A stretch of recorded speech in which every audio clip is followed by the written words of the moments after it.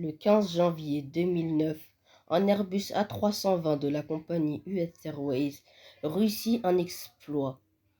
Il fait un amérissage dans l'Hudson. Le pilote Sully devient une icône principale de l'aviation. Mais plusieurs pilotes ont réussi ce même exploit bien avant lui et ont été oubliés des mémoires. Dans cette vidéo, nous allons parler de 3 amérissages d'urgence oubliés de l'histoire.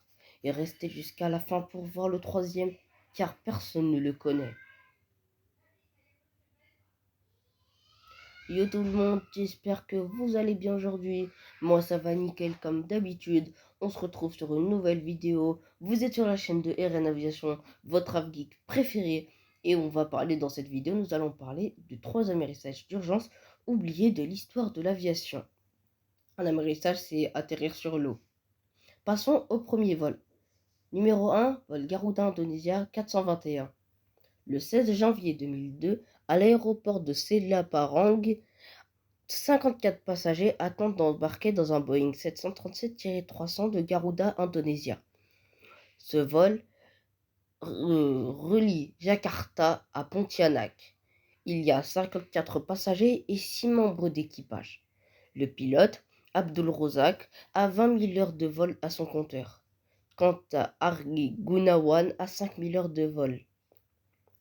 À 16h32, heure locale, le vol 421 décolle de l'aéroport de Jakarta. Tout se passe bien, mais à exactement 16h36, l'appareil rentre dans une tempête très violente. Les pilotes sont stressés et perdent le contrôle. Par chance, ils réussissent à le reprendre, mais ils ont perdu leurs 2 réacteurs, car la tempête les a fait éteindre. Ils n'ont plus qu'un seul choix: devoir descendre pour essayer de sortir de ce chaos. Ils descendent en espérant pouvoir sortir de tout ce vacarme. De en haut, ils arrivent à voir une rivière et décident l'impensable que aucun pilote aurait tenté: essayer de faire un amérissage d'urgence. Et par chance, ils ont réussi. C'est un exploit. Bilan de cet incident: un mort pour 59 survivants. Les pilotes seront reconnus qu'en Indonésie et dans aucun autre pays.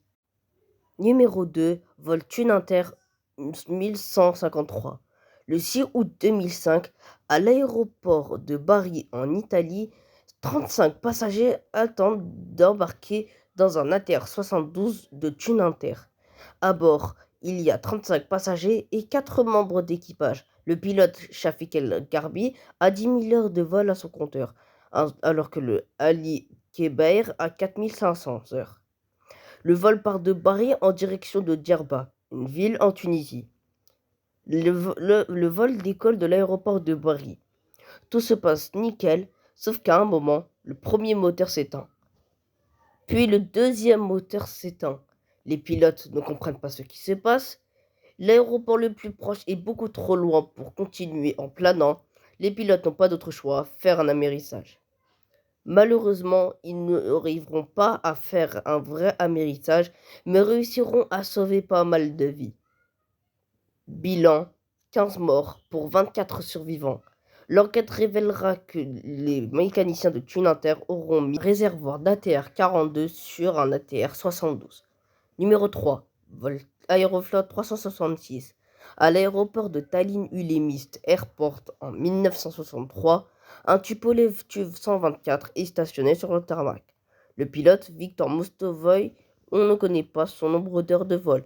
Par contre, pour le copilote Vassili Chechenev, il a à peu près 2000 heures de vol.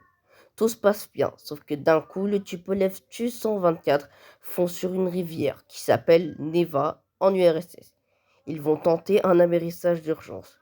Personne ne sait pourquoi, mais leur tentative réussira. Ils arriveront à sauver toutes les vies qu'il y avait à bord de cet avion et seront reconnus comme des héros en URSS. Bilan: 52 survivants pour 0 mort. L'enquête révélera que le train d'atterrissage du devant ne fonctionnait pas du tout et les pilotes n'avaient pas d'autre choix de faire un amérissage. En tout cas, j'espère que cette vidéo vous aura plu. Si elle vous a plu, franchement, ça me ferait un grand plaisir que vous likez cette vidéo, vous abonnez et activez la cloche. Et merci pour avoir regardé.